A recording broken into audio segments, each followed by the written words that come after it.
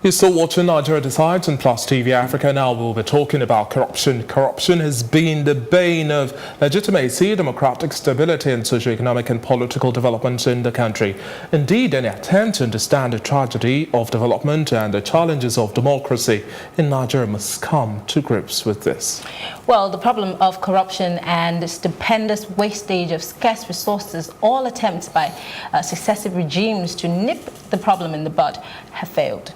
What factors precipitate political corruption, and why has corruption become endemic and intractable in Nigeria is what we're going to be discussing. Joining us in the studio is Mr. Alex Obi and, of course, Endy Anozie. These men, of course, are going to be talking with us. Just so you know, Mr. Endy Anozie is of the National Orientation Agency. He is the Chief Program Officer, and Mr. Alex Obi-Osuala is a political analyst. Good evening, gentlemen. Yeah, good evening. All right. So the issue of corruption has been discussed on different fora. The challenge of corruption, what it's doing to the economy of the country, and of course other aspects is still a subject for discussion. But the people who are involved in this corrupt practices are still in positions of leadership and still pay a blind eye to the situation. So one would wonder, why has corruption so seeped into the fabrics of Nigeria and we're still struggling with it? It looks like we haven't shifted even on the corruption index. Mr. Obi, what do you think is responsible for this? Greed. Greed. If you want to eradicate corruption, it will start from the top down. It cannot start from the top up. Good government, bad management. Over the years, we have had disasters as leaders in this country. For a very long time, it became worse with the military. When we transited to the Fourth Republic we are having right now, Obasanjo came in, was getting better. But along the line, it flipped back again. Buhari came into government because we thought he was going to eradicate corruption. A man of integrity had become worse under his own government.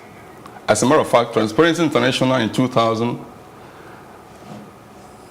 rated Nigeria the most corrupt country on the planet. In their survey of about 90 countries, including Kenya, Tanzania, Venezuela, India, Nigeria inclusive, Nigeria came number 90 position. That was horrible. We flipped back from 2000 to 2014, they surveyed 174 countries. Nigeria came to 136. A little improvement. Then 2018, they surveyed 176 countries.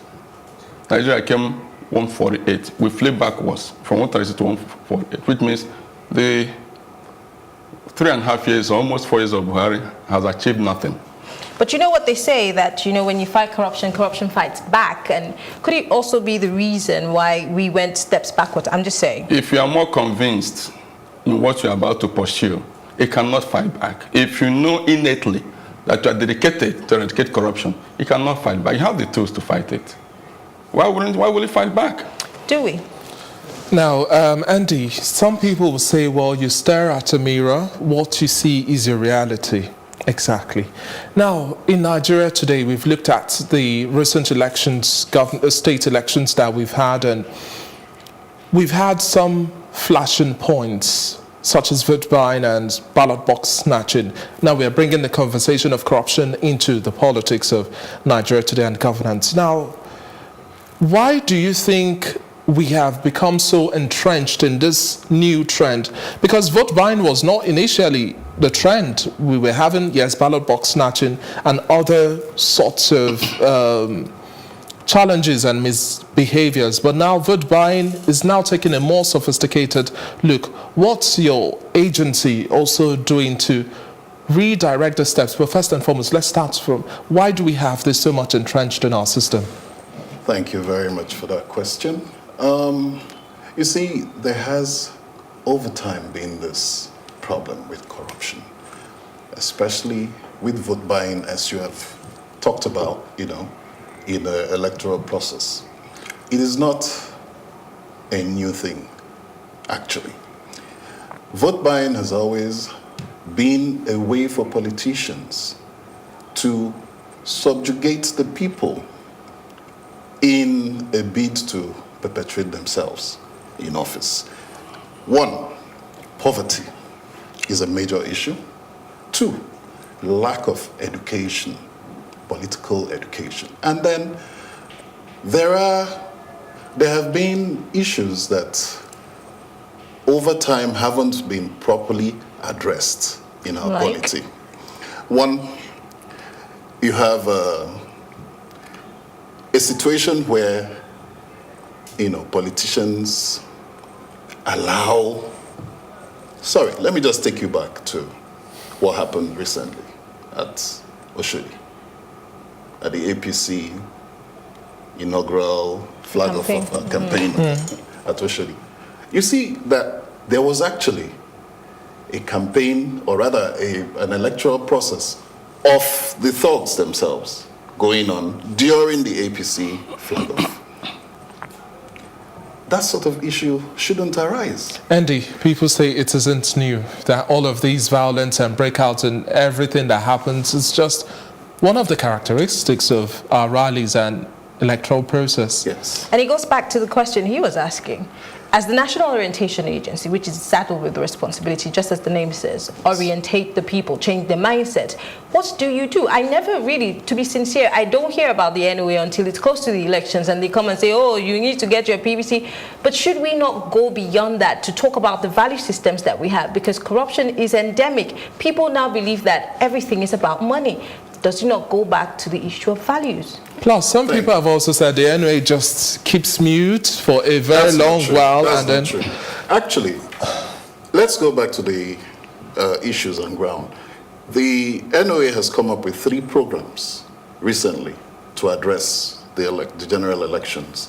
One of them is voided votes, where we've rolled out a campaign to educate the people on how best not to disenfranchise themselves. 2, vote buying. That is another program that we have rolled out. There's a flag off, you understand? And then this is to be replicated at, there's a national flag off to be replicated at the state and local government levels. And these programs, there's a third one too, which is a campaign to ensure peaceful electoral process or elections. My question still stands. Why do you wait till it's close to the elections? And then we remember, oh, we have an NOA. Because these things actually build up before the election. If we do this at this point, it would, hit the brains of the people, the target audience, at this point in time. Marianne, I beg to differ, because I think the more you draw me in an information into my head, the more I would get used to it. Over time, in the course of our job at the NOA, over time, we've been doing these programs. Do you have researchers to validate your position that you have to wait till late? Yes, of course, we do have. No. We do have our research departments. We write reports, we analyze these reports, and we analyze issues within the agency, and we make sure that at intervals we do, we carry out such campaigns, even at the local government level. It's a tripartite. It's funded by the 3 tiers of government, the agency, and the local government and the state governments also,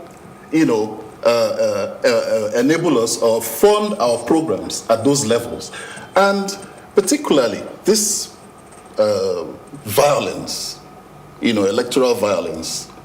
Even when the election is not close up, we try as much as possible to talk to the people, even at that local level, at the state level. Do you work with the media? How often do you have these? I haven't seen any, have you? I have. Of course, we do work with the media. Campaigns so far, because the media should partner with you on these kind of things, because you don't have to wait. Again, I'm harping on the fact. And Alex, can I interject a little bit? Yes, please, okay. Mr. Alex. Please, there were siphon of funds.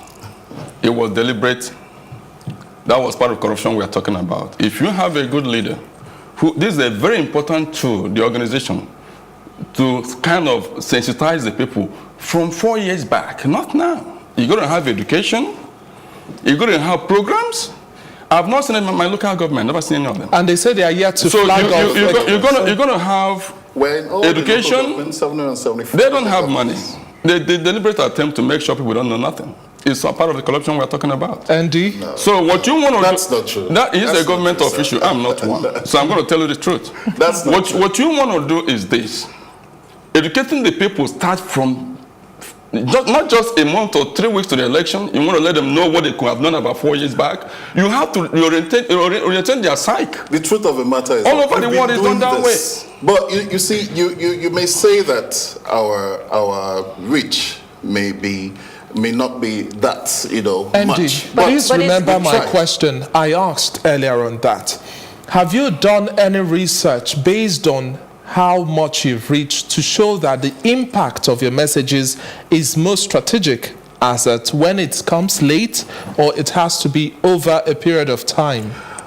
Oh, well, you see, I keep saying that we do these programs, we reach out to the people, even when the elections, even within the 4 years, gap between elections. We are 3 people to 1 and we've not seen any of those. Well, it's a pity that Could you've it be not seen true this. that you are siphoned of funds and you're unable to reach? I'm all not the aware of people? that.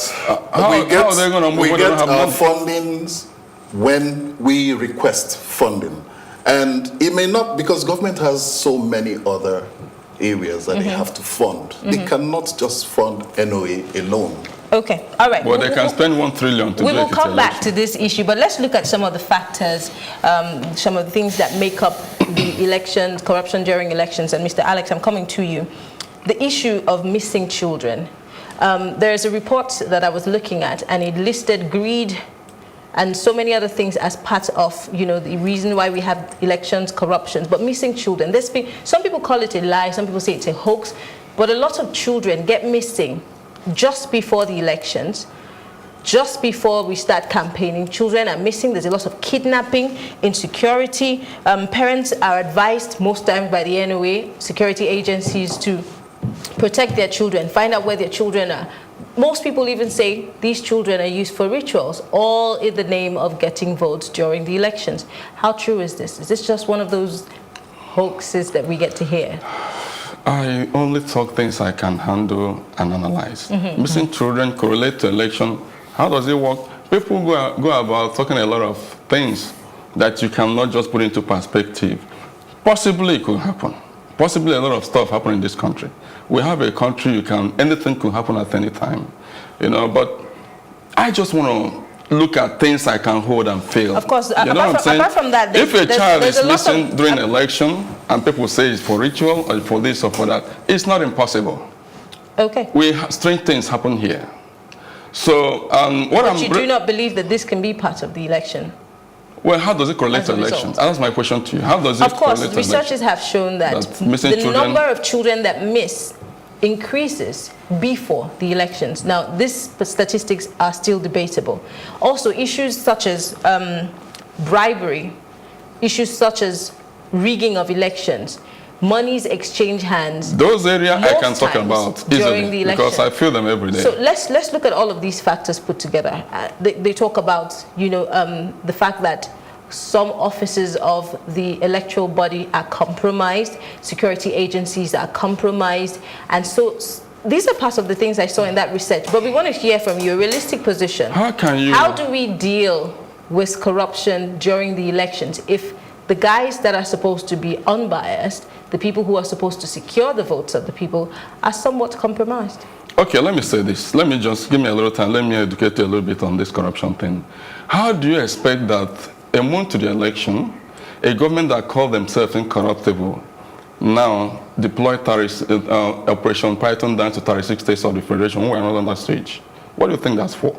How do you talk about a police, IG of police, that deployed 14 police commissioners from states during the election period? But this is not new. How do you think about somebody who's going to be the collation officer of the INEC, being a very close relation of your She has denied whatever. that. She has denied And, oh, no, of course it's going to be denied. It's not going to be true. So how do you think about CGN being arraigned before 3 weeks to the election, before the code of conduct, because of asset that could have done to 2016 just now? That's the corruption we're talking about. Corruption is everywhere. You can feel it everywhere. So basically what we're saying that if you want to stay out of corruption in this country, You're going to start from the top down. When the top is corrupt, the whole bunch is messed up. So, if you want to do a good election, you can feel it. Educate people, let people free to vote. Ekiti State, they spend almost $1 trillion in buying votes. Where did the Allegedly. money? Well, allegedly, of course, allegedly. Where did the money come from? From my pocket. If you tell a woman who sells akara that have not seen 10,000 before in her life, you give her 100,000. And you tell her, please, I will come and tell you, vote for me, I have no money, I'm going to do well for you. Somebody bring money, say vote here. What do you think she's going to do? She will just go. Andy, now So I would like to also have your reaction, because at the end of the day, we always point back to the elections that held last year, Ekiti, Osun, you name it, and I'm sure NO received reports and you made certain recommendations from the new tactics that politicians have brought into display. Yes. What are some of your recent findings? Well, you see, vote buying is from those two elections, actually. We found out that people, generally don't yet understand the essence of good governance. Good governance in the sense that if, you take a token from a politician to put him in power, to vote for him, all he does is he has invested in you. So our people he has invested in you and he will reap as soon as he gets into power. But how do you tell that to a person who has not... How do you tell that to a person who's been hungry, who's not been able to get a job, who's graduated for years and not been able to get anybody to give him an opportunity? I said to you, how do you tell that to a salonist that has opened a business, that has opened a business for years, and all he does is spend on fuel, and sometimes he doesn't even get that money back? And then somebody, just like he said, gives him a huge amount of money. What's he supposed to do? Say no? Prior to now, in the NOA, we used to tell people during elections, if you're offered money, take, but vote your conscience. Oh, really? Yes, take it, but vote your conscience. Now, it becomes an issue when you're offered money and you take it, and then you vote the person who has offered you money. That person, like I said, is just going to make an investment. Aren't we increasing the whole chain of lies then? Because if you tell me to take this money... But now, our narrative is different. What's the narrative now? Avoid it. Don't even accept. Andy, people have said that vote buying is a phenomenon that you can't see, you can't touch, you can't hold on to, but you feel it. People have said, well, we know votes have been bought, but we cannot just pinpoint it. Yes. Did your findings, did your agency make those findings as well? Yes, we do have a research department where such things are analyzed, and But then, you must understand that, we're talking about Nigerians here who live within our economic. I'm asking this because the trend now is taking a more complex look and feel. Because when you even look at some of these individuals, they will say, meet us at XYZ point, and you cannot really say, well, they are standing here. The exchange of hands is not even happening where you can hold. Yes. Yes, but that is why we have come up with this program, to tell people not to do this. When exactly is your program flagging off? I mean, yes. When is it flagging off, and what's the alternative? You're telling me don't do this. Yes. Why shouldn't I do this? And what is the alternative? Because what's the end game? If you do it, that means you're mortgaging your lives and the lives of your children. And to the common man, you're speaking English. The English is too much. What exactly does it mean? In essence, break it down. Okay, that if someone offers you 5,000 naira, all it does for you is the immediate, gain of maybe a pot of soup. Beyond that, there's nothing. So it's as good as not even taking money from the person, because in the next few days, you'd be back to square one. And then at that time, you would have voted somebody who's likely not to help. The economic situation in the country is not likely to be a popular candidate and all that. So when people realize that, you don't have to take money, to vote for a person who's not going to help your situation, who's probably just going to give you a token for that period. And then, the realization makes you not to do, not to want to do that. I have one more question. I'm so sorry. There are people who would also hit you back with, well, I voted my conscience, yes, and my conscience got into power and did not necessarily save me. So, where are we? You see, the electoral process throws up a lot of people. Now, if whoever you voted for this time does not deliver on his electoral Campaign processes, promises, yes. What you do, there's a process of recall. One, for the legislators, for instance. There's also... Alex is laughing because maybe he doesn't believe that ever works. Because there was a time when Dino Malayi's constituents, decided that, they were going to have a recall, they were going to vote. And in addition... And that ended somewhere. He was also, swept under the carpet. It will never happen. You see, the truth is this. Let me be fair to this young man. See, look at it this way. He is part of the government. It's a strategy. If I fund you adequately, you're going to turn the cycle of people around on what I intend to do. You see, those are a strategy package for Nigerians. Those who want to perpetuate themselves in power, they don't want to lose the election. If you educate the masses properly, tell them what to do, they will learn from it and avoid some certain things that happen to them today. I've never seen anywhere on Jingle. I don't see them anywhere. I don't see truth. It's not because he's here. He's a young man. I know he talks for his people, but these are very important agency that should turn the conscience of the people. Alex, are you by any chance ticked off by the late delay in release of funds for training of ad hoc staff from INEC, the late flag of their program? Do you think that if we're supposed to have the NOA and INEC have all of this sensitization campaign and prepare for this sort of election of this magnitude across the country, that they're just being nonchalant in their attitude or response to an electoral process that's supposed to define our democracy? Look at it this way. Electoral bill was passed to take care of all these problems. It was never signed. The essence of signing that is to checkmate vote buying, intimidation, harassment, thuggery, and all these things. But it was never signed.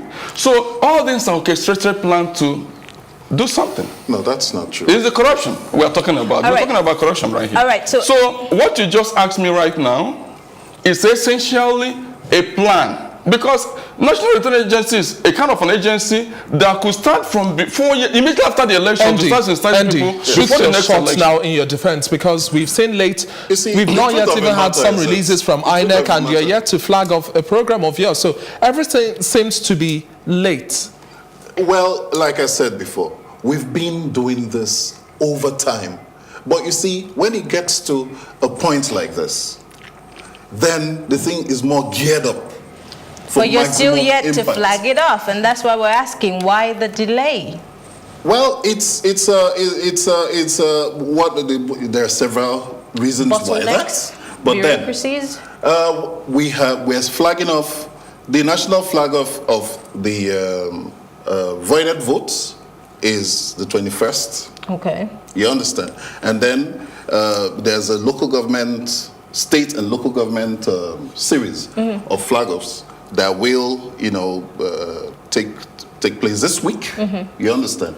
And then all the local governments are supposed to do this simultaneously in 774 local government areas in the country. What effect do you have? And all the 36 states plus Abuja. You understand? This week. Okay, what effect, finally, do you think this will make? How will this affect the people's psyche? What kind of results do you hope to get at the end of this flag off for the campaign in itself? Well, you see, every sensitization process is aimed at getting the mindset of the people to do what is right. Now, we're hoping that the people would understand the reasons why they have to vote their conscience. And put the right people in power. Otherwise, they would have wasted their time and effort.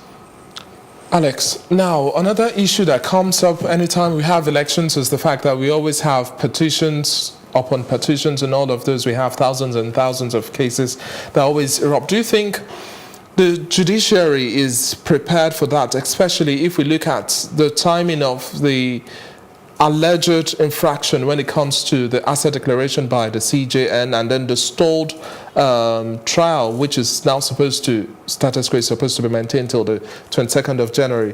Now, do you think the judiciary can deal with any surprises that comes into play? Because politicians are smart, and the average Nigerian, well, still might fall prey for some of the tactics that the politicians will pull.